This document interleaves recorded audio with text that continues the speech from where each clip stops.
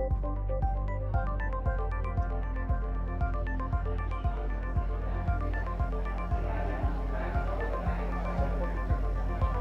good?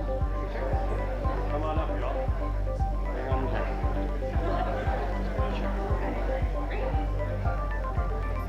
We live? Hello, everybody. Thank you so much for being here. Delighted to have you join us for an exciting announcement today. We have been very focused this year on increasing safety around the city. We've been having community meetings across the city, and what we hear so often from people is that one of the most important steps to keep them safe is to know that they are safe out on the streets of the city. They are safe if they are driving to or from work.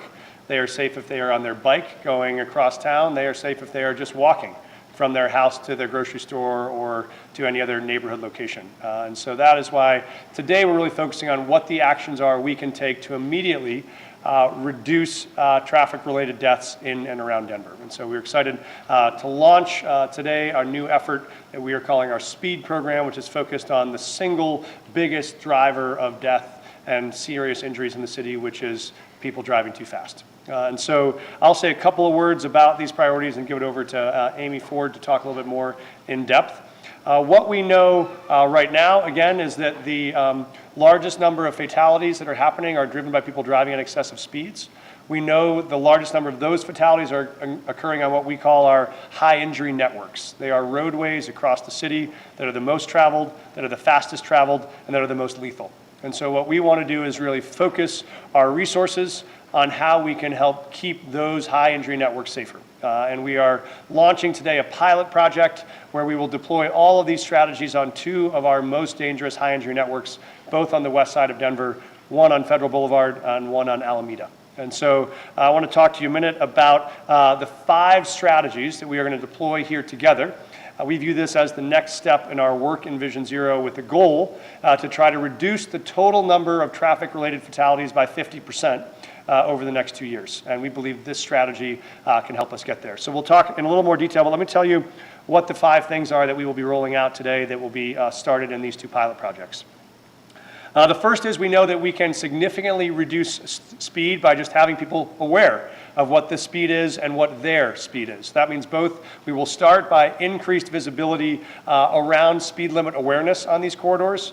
We will also add what we call speed feedback signs, which are the signs that when you come by show you digitally exactly what your current rate of speed is and whether or not you are over the posted speed limit. We'll also do some public marketing and campaigning to raise awareness on these corridors about that need. The second one is we want to be able to intentionally use the traffic signals that we have to slow traffic. And so what we will do is we will time those lights. We will reprogram the timing of those lights so they are built to align to the speed limit.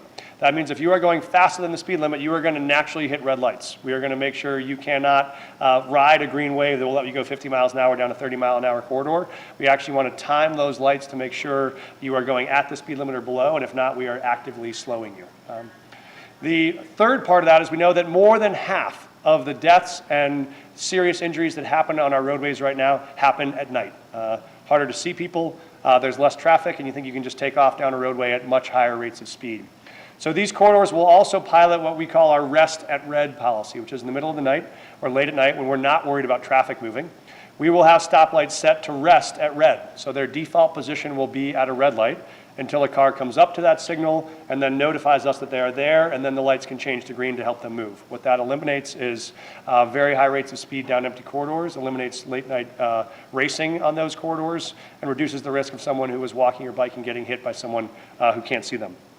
The fourth component here is we want to talk about how we can expand the use of signal timing to give pedestrians more time when they cross streets. So this gives them a little advance notice when a signal changes where the lights stay at red in both directions to allow people to move carefully and cautiously with more time to get safely across the street. And fifth and finally, we also do want to focus on enforcement in these corridors, which is letting people know we are watching, we are paying attention, and we are holding people accountable that are speeding because that is what's driving increase in deaths. And so that enforcement will have 2 components. One is we will deploy a surge capacity of our staffed vans that ticket folks that are speeding. You know those posted signs where it says speed enforcement here. There'll be a person there in a van. You come by, they get your rate of speed, they get your license plate, and you get a ticket in the mail. We're going to focus that capacity on some of these high injury networks where we're most worried.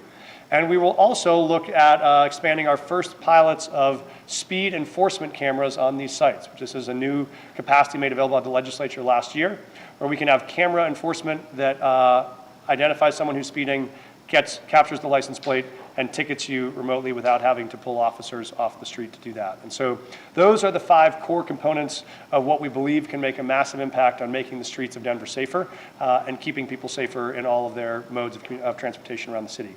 And we believe that while sometimes in the past we've been focusing on 1 or 2 strategies in a disparate way spread across the city, we think the right strategy going forward to really achieve success is going to be to focus all of these strategies that we know work. Each one of these strategies alone can account for 20, 30, 40% reductions in deaths and fatalities.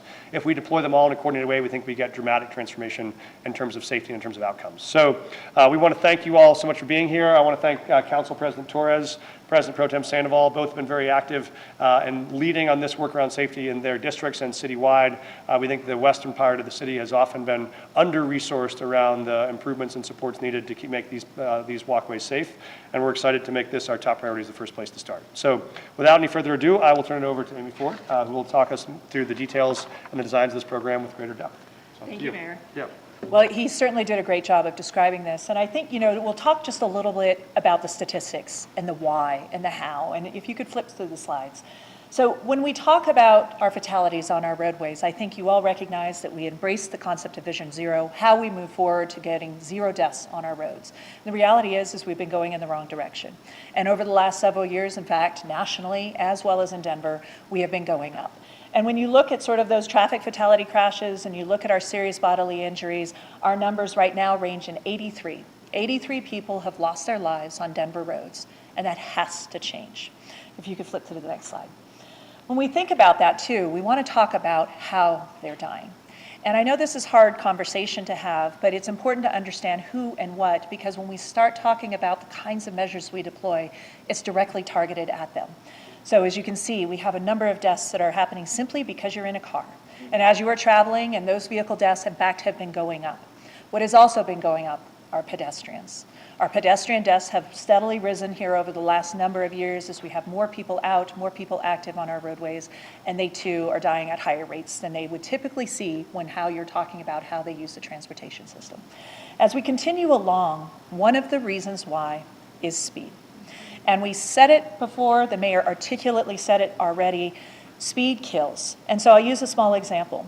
A pedestrian who is hit by a vehicle at 40 miles an hour has an 8 times chance higher dying than they do when that vehicle is going 20 or 25 miles an hour. So let me repeat that. Someone who's hit at 40 miles an hour, 8 times more likely to die than someone who's being hit by a driver who is going 20 to 25 miles an hour.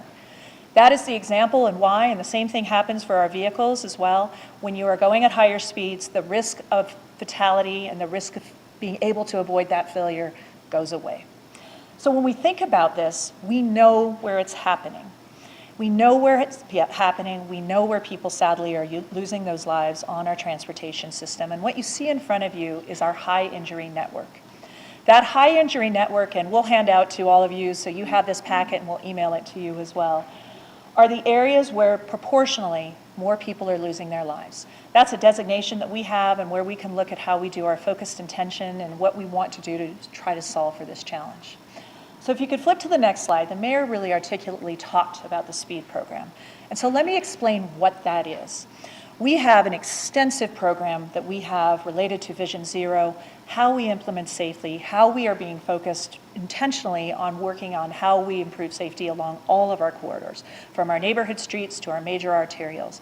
And we think about that, what we wanted to do is actually, to the challenge that the mayor put in front of us, how do you reduce crashes quickly, fast? How would you do it in a way that was surged in the next 1 to 2 years? How could you do that? And as our team, many of whom are standing here in the room, sat and looked at it, it really did boil down to speed. If we can solve for speed, we think that we can have the most likelihood of impact in a short and dramatic period of time to be able to save those lives on our roadways. So when we sit here and we talk about that speed program, and no government agency would be good without doing some sort of acronym on how we start protecting everyone every day, using system-based enhanced, AKA data-driven information. And in fact, every solution attaches to speed. But the important thing to know is this, that how we address speed and how we reduce speed is something that we're asking everyone to be a part of. That is not just us trying to make changes onto corridors, but those who are driving, those who are walking, all of us, as we think about it, are in this together, and we're asking people to be intentional about how they too are good neighbors and participants in this community that we hold so dear. So when we talk about saturating the corridors with their speed limit signs, that is really a thing. It is about that awareness that the mayor talked about. And you saw to the right of that, we were talking about, if you could go flip back just real quick, Nancy, and then I'll come back. What you saw in there are something called crash reduction factors. And these are things that are looked at by the Federal Highway Administration, other cities and others that pull together and say, when we put these kinds of treatments in, the impact that we think it will have on how we improve safety, what it can do to reduce crashes, what it can do to protect lives. So as we look at, again, you see talking about how we will program our traffic signals, how we will think about the rest on red, how we will think about our programs that expand our signal timing such that we give pedestrians a head start, and then how we start thinking about enforcement. And as we move through this, I think big pieces of this will include elements of how we do this in a program with equity, with thoughtfulness, in a way that balances the impact of those who are using this transportation system, and how we ensure that it achieves what we're wanting it to, which is to improve safety and reduce fatalities.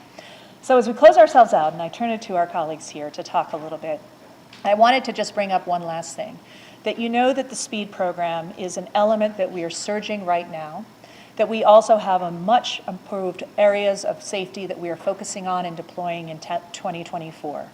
So share this as a big picture because it is about how we surge all of these strategies, how we create better roads, better rides, how we think about protecting the most vulnerable who are using our roads, our pedestrians and cyclists and others, and how we implement that across the city in addition to the speed program. So I wanted to turn it over actually to Jill Locantori, who's going to talk just briefly from a perspective of teammates and others or team members who've been working with us, safety and safety advocacy on our roads. So Jill. Thank you, Amy. Good afternoon. I'm Jill Locantori, the Executive Director of the Denver Streets Partnership. We are a coalition of community groups advocating for people-friendly streets here in Denver. We've been around for several years, and I've found lately at city events my role has been historian, and I'm playing that role again today. It was a little more than 8 years ago that members of our coalition stood alongside Mayor Hancock when he announced Denver's commitment to Vision Zero and the goal of eliminating traffic fatalities and serious injuries. That was a momentous day. For the first time, Denver's leaders were asserting that 0 is the only acceptable number of traffic deaths on our city streets. Denver's leaders were asserting that the lives of our family members and our friends and our neighbors are more important than the speed and convenience of driving. And our leaders were asserting that it's not enough to ask each person to be responsible for their individual safety, but we need to fundamentally change the overall transportation system to be safe by design. Today is another momentous day as Mayor Johnston not only reaffirms Denver's commitment to Vision Zero, but acts on the lessons we have learned over the last 8 years with a renewed focus on key strategies that are required to actually start bending the curve in the right direction. As traffic fatalities have gone up over recent years, the reasons why our transportation system is so dangerous have become increasingly clear. To state it plainly, there are too many cars and trucks that are too heavy and too tall, going too fast on streets that are too wide. So at the Denver Streets Partnership, we are pleased to see the administration's plan to tackle these challenges head-on, particularly things that are directly under the control of the city, including a focus on reducing speeds through lower speed limits and a more equitable use of automated enforcement, as well as street redesigns on the high injury network, like the reduction on lanes that's going to happen on York Street later this summer, as well as implementation of transit improvements on corridors like Federal and Colfax that'll make it easier for everyone to choose options other than driving to get to their daily destinations. Understanding what the problem is and identifying the solutions has not been Denver's greatest challenge. Denver's biggest challenge has been overcoming indifference and mustering the will to make the changes that will actually save lives. So today's announcement from the mayor gives me hope that real change is possible, that the city can not only make our streets safer, but our neighborhoods more sustainable and livable and vibrant. Mayor Johnson, we thank you for treating Vision Zero and traffic safety with the urgency it demands, and we are ready to stand with you to support your administration's work towards the ambitious goal of reducing traffic fatalities by 50% within the next 2 years. We are particularly excited about Dottie's plans to expand the use of automated speed enforcement, which is a tool that was severely limited by state law until recent legislative changes. And so today we are releasing a statement signed onto by members of our coalition demonstrating strong community support for the expanded use of automated enforcement as a critical tool for reducing traffic fatalities in the near term. And as always, it's important to remember that we all come together to do this work on behalf of the hundreds of people who have lost their lives on our city streets since Denver first committed to Vision Zero, and to prevent these tragedies from happening going forward, because zero traffic deaths is the only acceptable number.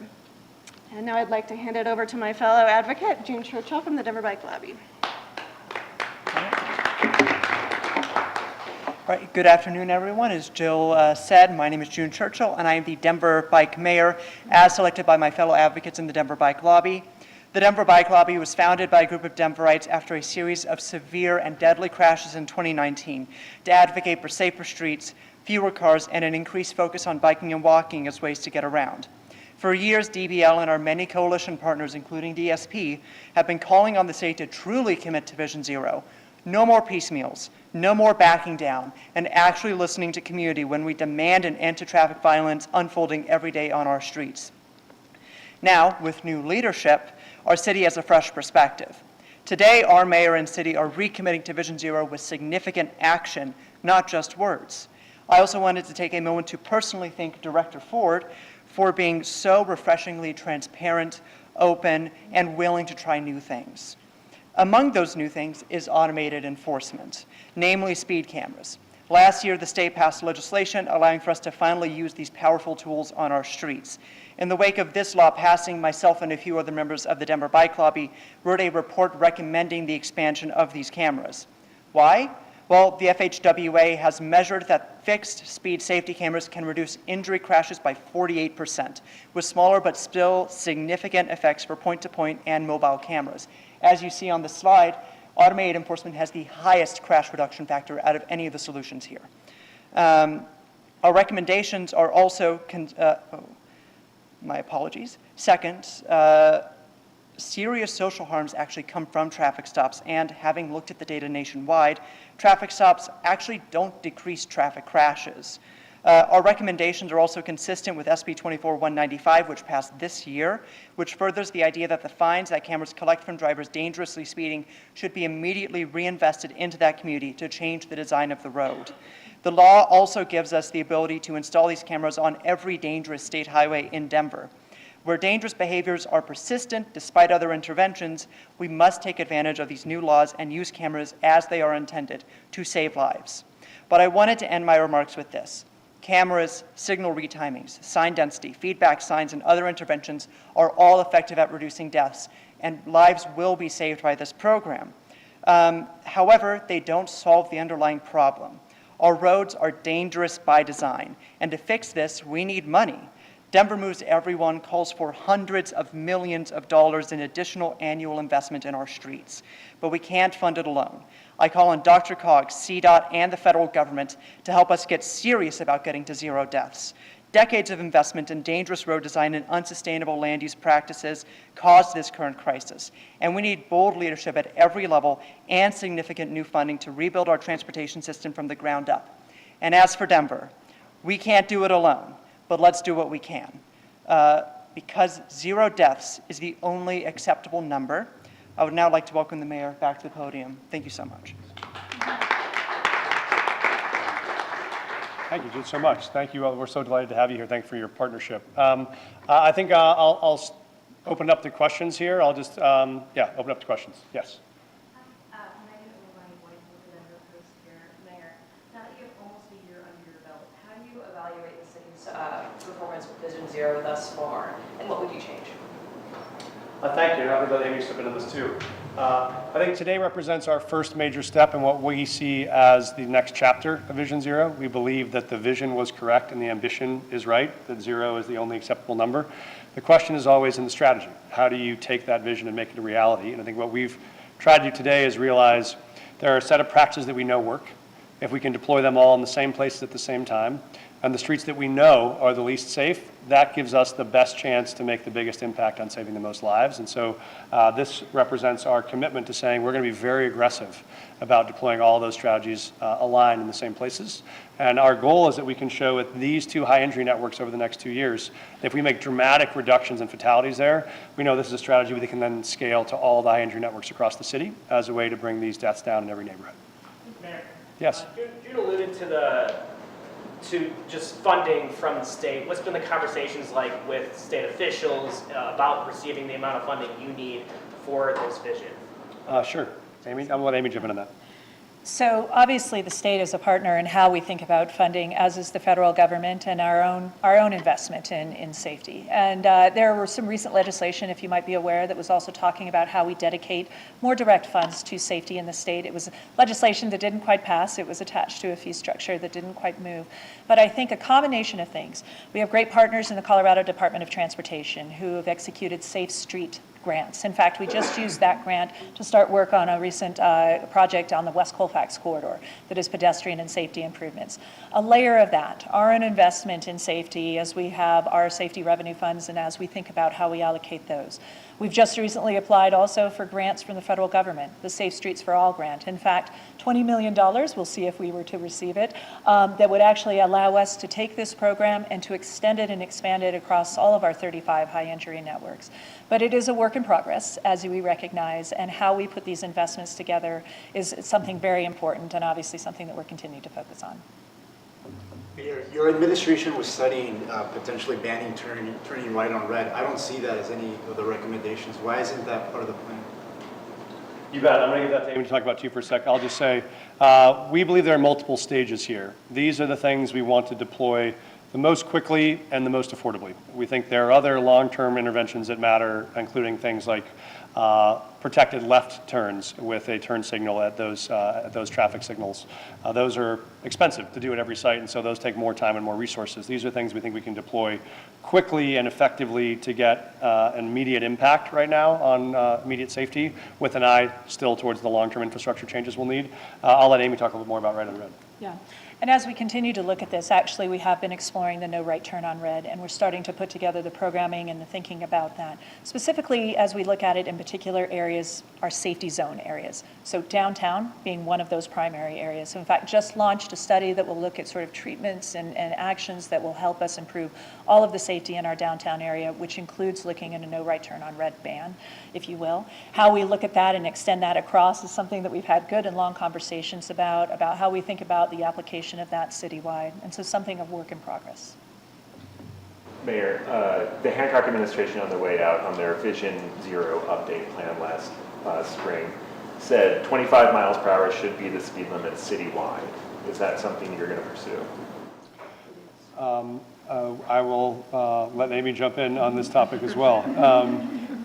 Amy, you want to jump in? Yeah, well, and as we say that, yeah, but we'll let the mayor see, he can say the comments, but the answer is, it is. And so, in fact, we're happy to announce that in 2024, we will be completing what was instituted, which is a reduction of the speed limit to 20 unless posted. And so that is something that we are looking at right now. It has been finishing that deployment, and team, help me, I do believe we will finish that by the end of the year. In fact, we might already be done. Are we finished? We are finished. So that has been thousands of signs that have been installed across the city and how we are reducing the speed limits on our city streets unless otherwise noted. So not just 25, but 20. So 20 is plenty. Yes, but there are plenty of streets like Federal that are posted at 35. Exactly. And Hancock was saying we should go to 25 on those. Yeah. So this is some of the work that we're also doing with our partners, like the Colorado Department of Transportation. And so in fact, our CDOT partners weren't able to be here today, but we are in the process of doing a workshop and working with CDOT right now about the interventions and the things that we can do on Federal Boulevard, which include a variety of different strategies, from different alternatives of how we slow down vehicles who are dragging along that roadway to how we're thinking about speed reduction and the studies that come along with that. So that is something that we are absolutely looking at. And in some cases, especially on those corridors on that high injury network, they are state highways, and so we have a collaboration that we have with the state. I'm not hearing a clear answer on what you want and what you're willing to do in terms of slowing down cars in a very explicit way beyond what you're talking about here. Right now, we want the cars to go to the speed limit. So that is our priority. Our priority is to keep cars rolling at the speed limit. And that is what's not happening, especially on these corridors along Federal and Alameda. And then we want to learn how we tackle the reduction of speed on those same corridors. If you I have a find question yourself- from Benito on this side. Yeah. Sorry. Could I get a cost on this pilot program, and also how much it may cost if you expand this, to those other 32 high-entry networks, and whether this will all come out of Dottie's budget? Yeah, so it's a combination of costs right now, but for these two particular corridors, it's give or take about $1 million each corridor. And when we say that, I'm just going to give you sort of a specific example. For us to do the signal light retiming along Federal, it's between $400,000 to $600,000, and including the other changes and improvements that we're making in that corridor. When I mentioned to you that we put in for a grant with the federal government that was a $20 million ask, what that would do would take these strategies plus things like protected left turns and other improvements, for instance, in our downtown safety area, and that would be to do that over 100 intersections, a downtown area and across miles on our roadway would be approximately $20 million. So again, we're not talking about things that are always easy nor always cheap. But a lot of the strategies here are actually low-cost, quick deployment strategies that we can move much more quickly that we really intended to do to try to meet this goal of how we reduce those fatalities by 50% in a very short period of time. And is this pilot program going to be paid for with Dottie's budget? It is. We have time for one more question. I think it's generally accepted that residents, voters are not real fans of speed enforcement cameras. How do you address the criticism that you're using the umbrella of safety to generate revenue? Our goal is here not to generate revenue. Our goal is to save lives. And so the purpose is looking at the data of what we know gives us the greatest chance to save lives in the city. And I think that data is clear, which is the single most effective way to save lives is to have people not speed. The single most effective way to have people not speed is to have them know they'll be accountable for speeding, as well as creating the ecosystem that makes it easier to not speed. And I understand that. I have sped before, and I've been held accountable for it before, and I changed my behavior as a result. And so none of us is perfect, but each of us knows if there are rules that we believe in that are going to be on the books, we should enforce them. And so this is our commitment to say, we'll post what we think is a fair speed limit, and we'll enforce what is a fair speed limit, and we'll put in place the ecosystem that encourages that, and we think that's the most effective way to save lives. Can I add to that, Mayor? Any estimate Please. on how much revenue it will create? I don't have that, but I do have Council President Torres, who will have a better answer. Hi, Tony. I just want to add, this isn't just the administration supporting that tactic either. Denver City Council is also very supportive, overwhelmingly, in fact. And not just because of the added safety value. I think you think about some of the most patrolled technologically intersections. 6th and Spear might be one, down the First Avenue corridor towards Cherry Creek. And those actually do create a response in behavior from drivers. So we're looking for something like that, much more widespread throughout the city. But also council supports it because it also reduces the interactions with police officers and the need for police officers to constantly be patrolling those kinds of intersections when we have such high priority calls that they need to be out for. And so council definitely supports one of these things. And last year during budget hearings, when I asked, is the administration ready to rethink Vision Zero? I'm really proud of the direction that they've gone, particularly because Federal Boulevard in my corridor, Colfax, Alameda are some of the most heartbreaking corridors for traffic deaths that I've ever seen. And we've got to be doing better every time that we're looking at these intersections. Thanks, Tony. Perfect, ending.